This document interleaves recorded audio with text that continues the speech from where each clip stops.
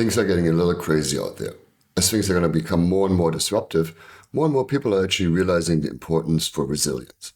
Amy Edmondson just said, it's not something we're hardwired for, it's something that we actually need to learn. And it's not just a skill, it's a capacity. To understand that, let's look at the two definitions of what resilience actually means. The one definition is the quality of toughness, right? You can take it on the chin, you can suck it up, right? You can grit your teeth. That's the kind of definition I grew up with.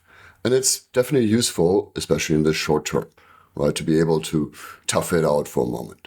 But it's not sustainable. In the long term, that actually leads to very unhealthy coping mechanisms and eventually a breakdown. And that's where the second definition comes in. And it's the ability for a form to spring back into shape, right? To come back to your authentic center. And this is a capacity we need to learn, because when things happen that are not okay, right? When we fail or some bad things happen out there, when we're feeling anxious or we're even physically not well, right? We make up stories, right? We try and explain it away.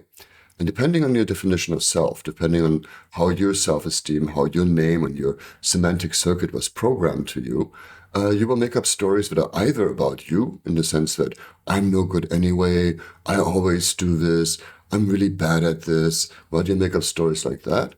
Or you make up stories where it's someone else's fault, right? It's the politicians, it's the immigrants, it's the other people, it's my boss, it's my coworkers, it's somebody else's fault, right? And so when we try and defend our self-esteem here, we either fall back into self-defeating patterns, or we make up stories about other people that now cast us in a way that our self-esteem is repaired.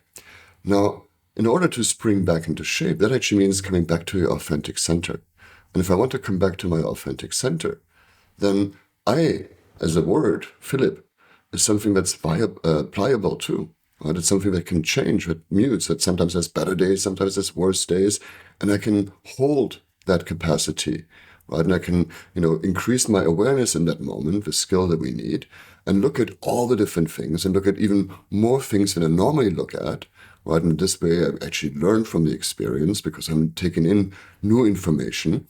Then I choose responsibility, right? And this responsibility, again, is not blame or fault, but responsibility is actually a powerful act where we remember that we are able to respond to a situation. We're not the victims of our lives. We are the prime character in our lives, right? And so I take responsibility and ultimately come back because of that into ownership, where I'm owning the narrative of my life, where I'm both the actor and the director and the producer of my own movie here. Right? And this is the second kind of resilience, and it's that springing back into shape, and it requires the skills of self-regulation, because I might have to calm down my anxiety first before I can even get there.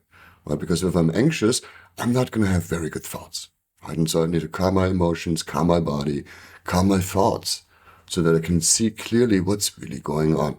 And then resilience becomes a superpower where we're constantly evolving and learning and growing. And we're evolving from that while always bringing back to our center, right? Coming back to our real authentic self. And again, this is a capacity we need to learn, not just a skill, but it is something that is learnable. So you too can become more resilient. And if you want to know more about it, I have some tools I can share with you. Feel free to comment below and I'll make sure to get to you some.